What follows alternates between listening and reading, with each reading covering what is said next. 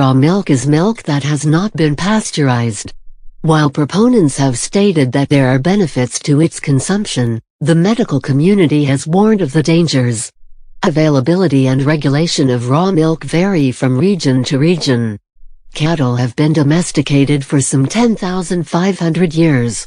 Europeans first started consuming milk from cattle around 7,500 years ago. Pasteurization is widely used to prevent infected milk from entering the food supply. The pasteurization process was developed in 1864 by French scientist Louis Pasteur, who discovered that heating beer and wine was enough to kill most of the bacteria that caused spoilage, preventing these beverages from turning sour. The process achieves this by eliminating pathogenic microbes and lowering microbial numbers to prolong the quality of the beverage.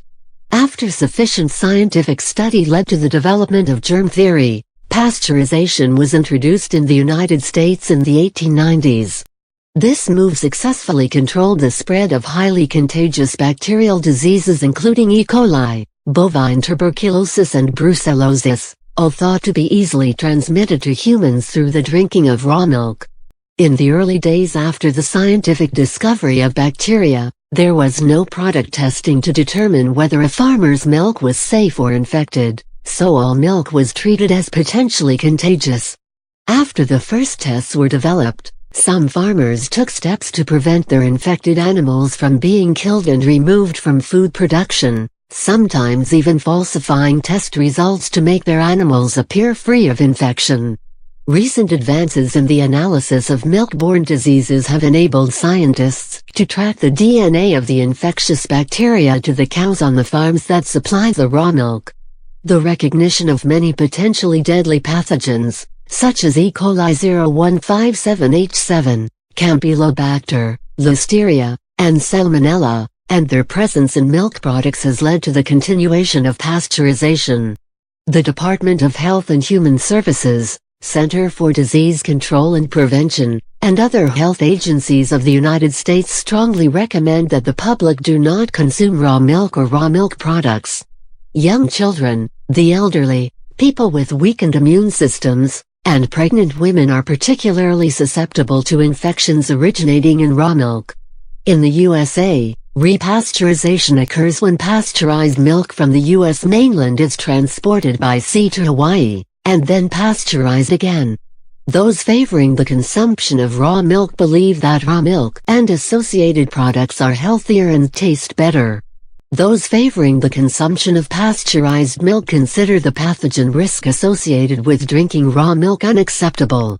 Agencies such as the Centers for Disease Control and Prevention (CDC) and the Food and Drug Administration (FDA) in the United States, and other regulatory agencies around the world say that pathogens from raw milk, including potentially tuberculosis, diphtheria, typhoid, and streptococcal infections, make it unsafe to consume. Similarly, a recent review authored by the Belgian Federal Agency for the Safety of the Food Chain and experts from Belgian universities and institutions concluded that raw milk poses a realistic health threat due to a possible contamination with human pathogens. It is therefore strongly recommended that milk should be heated before consumption. With the exception of an altered organoleptic profile, heating, particularly ultra-high temperature and similar treatments, will not substantially change the nutritional value of raw milk or other benefits associated with raw milk consumption. Raw milk advocates, such as the Weston A. Price Foundation, say that raw milk can be produced hygienically, and that it has health benefits that are destroyed in the pasteurization process.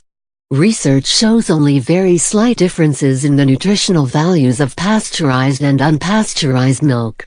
3 studies have found a statistically significant inverse relationship between consumption of raw milk and asthma and allergies. However, all of these studies have been performed in children living on farms and living a farming lifestyle, rather than comparing urban children living typical urban lifestyles and with typical urban exposures on the basis of consumption or non-consumption of raw milk. Aspects of the overall urban versus farming environment lifestyle have been suggested as having a role in these differences, and for this reason, the overall phenomenon has been named the farm effect. A recent scientific review concluded that most studies alluding to a possible protective effect of raw milk consumption do not contain any objective confirmation of the raw milk status or a direct comparison with heat-treated milk. Moreover, it seems that the observed increased resistance seems to be rather related to the exposure to a farm environment or to animals than to raw milk consumption.